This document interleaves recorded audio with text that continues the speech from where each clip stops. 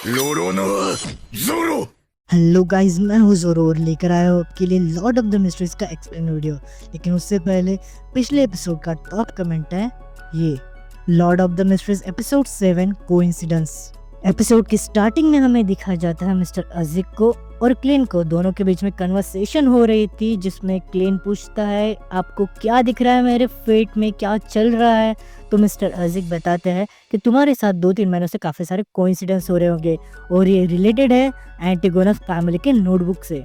और फिर scene shift होता है और हमें दिखाया जाता है 3 स्ट्रेंज लोगों को जो कि किसी चीज की डील कर रहे थे। उसमें से एक विंसेंट होता है और एक मोटा आदमी होता है जो कि अननोन है। दिन होता है 20 अगस्त 1349 का मंडे और हमें सीन दिखा जाता है ब्लैकथॉर्न सिक्योरिटी कंपनी का, जहाँ पे लिफ्ट में मिस्टर नील और क्लेन दोनों ही नीचे आ रहे होते हैं ब्लैकथॉर्न सिक्योरिटी कंपनी के ऑफिस में।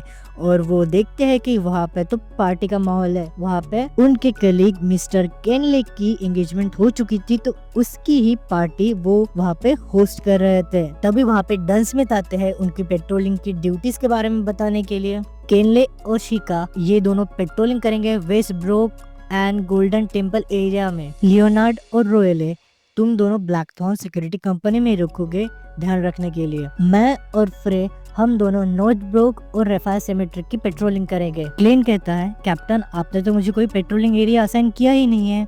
तभी लियोनार्ड आके कहता है नाइट मराबिलिटी का यही तो सबसे बड़ा नुकसान है कि हम रियलिटी और ड्रीम्स में डिफरेंशिएट ही नहीं कर पाते हैं। अगर कैप्टन को किसी दिन सारी चीजें याद रह गई तो वो दिन सबसे बड़ा यूनिक दिन होगा। तो कैप्टन चेंज गेट की रखवाली और देखभाल के लिए क्लेन को असाइन कर देते हैं और कहते हैं कोई भी आवाज अगर आए तो गलती से भी चेंज गेट को खोलने की भूल मत करना अनटिल एंड अनलेस वो खुद से खुले। सीन शिफ्ट होता है और हमें दिखाया जाता है क्लेन को चेंज गेट के बाजू वाले ऑफिस में, जहाँ पे बहुत सारे डॉक्यूमेंट्स और फाइल्स रखी हुई थी और उनमें से कुछ फाइल्स उन केसेस पे थी जिसपे क्लेन ने काम किया था, जैसे एलियट का किडनैप होने वाला केस, रीवीवर का बिजर्क होने वाला केस और विंसेंट वाला केस मैजिक मिरर वाला। और वहाँ पे जूवी विला लाइब्रेरी के रिकॉर्ड्स भी रखे हुए थे। और तभी अचानक क्लेन नोटिस करता है कि चेंज गेट में हलचल हो रही है। अपने गन को बाहर निकालता है और चेक करने जाता है कि चेंज गेट के पास क्या चल रहा है। जैसे क्लेन वहाँ पे पहुँचता है तो देखता है कि चेंज गेट अपने आप खुल रहा है और हमें गेट के पीछे एक डरावनी सी डॉल दिखाई जाती है। उस डॉल का प्रेजेंस काफी ज्यादा ओमिनस होता है। लियोनार्ड और रोयले दोनों उस प्रेजेंस को सेंस कर लेते हैं और दौड़ के नीचे बेसमेंट में जाते हैं चेंज गेट को चेक करने के लिए। रोयले और लियोनार्ड दोनों ही बेसमेंट में पहुंच जाते हैं और देखते हैं कि चेंज गेट अपने आप क्लोज हो रहा है। तो लियोनार्ड पहचान जाता है कि ये चीज है क्या। लियोनार्ड कहता है sealed artifact 30625 the misfortune cloth puppet. Leonard और रोयले काफी ज्यादा घबराए हुए थे। लियोनार्ड कहता है जब जब एक डॉल दिखती है कोई ना कोई ट्रेजेडी होती है, कोई ना कोई अपने कंट्रोल खो जाता है या गायब हो जाता है। लियोनार्ड चेंज गेट को फिर से रिसील करता है। लियोनार्ड काफी ज्यादा हैरान दिखता है क्योंकि ये डॉल कई दशकों से बेजान उसी चेंज गेट में पड़ी हुई थी। इसके हरकत में आने का एक ही रीजन हो सकता है, कोई नया आर्टिफैक्ट जो रिसेंटली चेंज गेट में शिफ्ट हुआ हो। क्लेन कहता है एंटीगोनस फैमिली नोटबुक।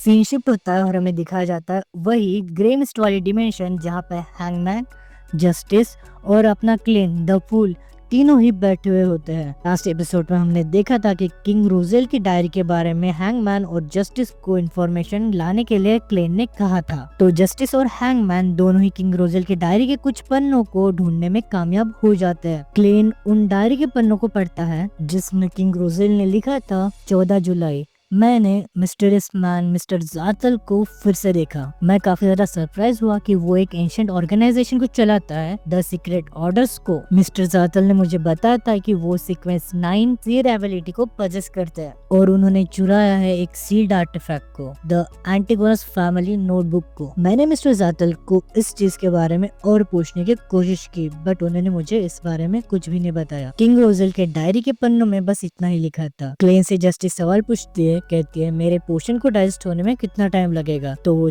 क्लेन उसे बताता है कि तुम्हारे लोअर लेवल पोशन को डाइजेस्ट होने में 1 महीना या 1 साल भी लग सकता है, डिपेंड करता है तुम्हारे एफर्ट्स पे। फिर हैंगमैन क्लेन से सवाल करता है कि मैंने अफवाह सुनी है कि सीक्वेंस 8 का लिसनर अरोरा ऑर्डर में ट्रू क्रिएटर के बारे में इंफॉर्मेशन ढूंढ रहा है। हैंगमैन क्लेन से ये भी कहता है कि जो ट्रू क्रिएटर है वो अभी भी जिंदा है, वो अभी भी पूरी तरह से मरे नहीं है, उनका कोर अभी भी इस वर्ल्ड में प्रेजेंट है। हैंगमैन क्लेन से पूछता है क्या मैं सही हूँ मिस्टर फूल? तो क्लेन उसे बताता है ट्रू क्रिएटर या फॉलन क्रिएटर। हैंगमैन काफी ज्यादा शॉक हो जाता है फॉलन इस वर्ड को सुनने के बाद। हैंगमैन कहता है शुक्रिया, आपसे मुझे ऐसी उम्मीद थी मिस्टर फूल। हैंगमैन ये भी कहता है कि जो बियॉन्डर्स वर्कशिप करते हैं ट्रू क्रिएटर को, आई मीन फॉलन क्रिएटर को, वो ज्यादा अपना कंट्रोल खोते हैं नॉर्मल बियॉन्डर्स से जो फॉलन क्रिएटर को वर्कशिप नहीं करते। और हमारे लिए आगे क्या टास्क है ये भी हमें बताए। क्लेन कहता है किंग रोजेल की डायरी के और पन्ने गैदर हो सके तो करो,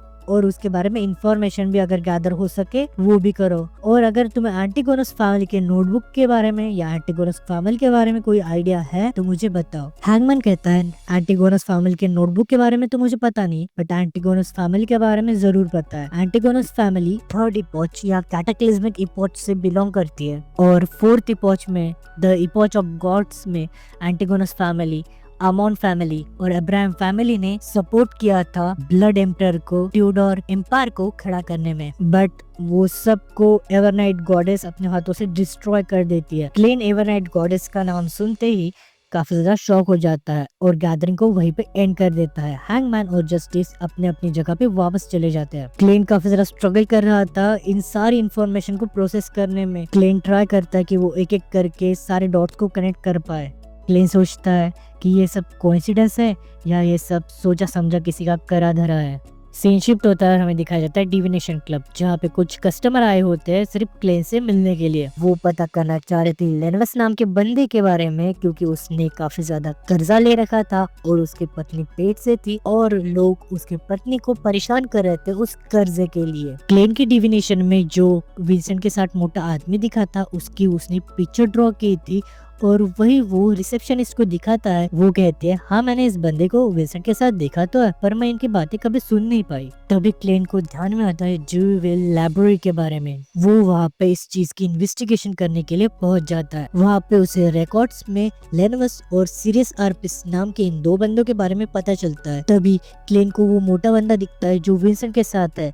वो बंदा खिड़की से कूद कर भाग जाता है। क्लेन उसके पीछे जाता है और वो एक गली में रुक जाता है। तभी वो देखता है कि वो बंदा मॉन्स्टर बन चुका है। जैसे ही वो उसकी तरफ हमला करने आता है, क्लेन अपने बुलेट से उसे शॉट कर देता है। वो सीर एबिलिटी से उसकी लाश को देखता है और उसे पता चलता है कि इस बंदे के पास क्लाउन पोशन की रेसिपी है। और तभी वो देखता है कि ट्रू गॉड उसकी डिविनेशन में इंटरवीन कर रहा है और उसका डिविनेशन वहीं पे रुक जाता है। वहाँ पे लियोनार्ड और डंसमिथ दोनों ही पहुंच जाते हैं और उसके लाश के पास एक लेटर भी मिलता है जहाँ पे उसने विंसेंट को मेंशन किया था और उस बंदे का नाम भी पता चलता है। उस बंदे का नाम होता है सीरियस आर्पिस। उस लेटर में एंटिगोनस फैमिली के ट्रेजर के बारे में भी लिखा हुआ होता है और वो ट्रेजर हॉर्नस माउंटेन के पीक पे है। और आखिर में वो मेंशन करता है किसी मिस्टर जी को और कहता है मैंने सारी तैयारी कर ली है डूम्सडे की, होप सो मुझे आपकी मदद मिल जाए और मैं पूरी टिंगन सिटी को एज एन सैक्रिफाइस ऑफर करता हूँ मास्टर को। आपका सर्वेंट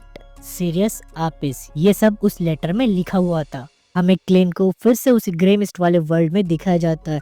वो सारी चीजों को सोच रहा था, सारे डॉट्स को कनेक्ट कर रहा था। ये सारी चीजें अब मुझे समझ में आने लग गई थी कि ये क्या है। हॉर्नस माउंटेन, सीर एबिलिटी, एंटिगोनस फैमिली, एंटीफियोनस फैमिली का ट्रेजर, ये सारी चीजें उसके दिमाग में चल रही थी।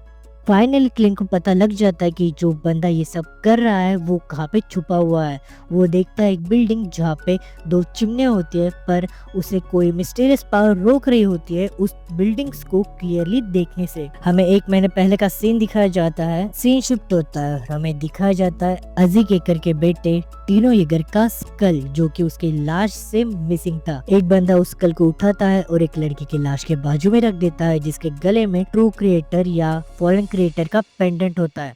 हमें पता चलता है कि वो बंदा और कोई नहीं लेनवेस है और उसके साथ आजू बाजू में और भी लोग हैं जो किसी तरह का डार्क रिचुअल परफॉर्म कर रहे हैं किसी चीज को समन करने के लिए। और इसी क्लिप हैंगर के साथ साथ ये एपिसोड यहीं पे खत्म होता है। लॉर्ड ऑफ द मिस्ट्रीज के इसी तरह के वीडियोस को देखने के लिए गाइस चैनल को सब्सक्राइब करें। अगर आपको वीडियो पसंद आया हो तो लाइक करें गाइस, और हाँ कमेंट करना मत भूलना क्योंकि मैं नेक्स्ट वीडियो में एक कमेंट को शाउट आउट देने वाला हूँ। तब तक के लिए गाइस मिलते हैं, सायोनारा।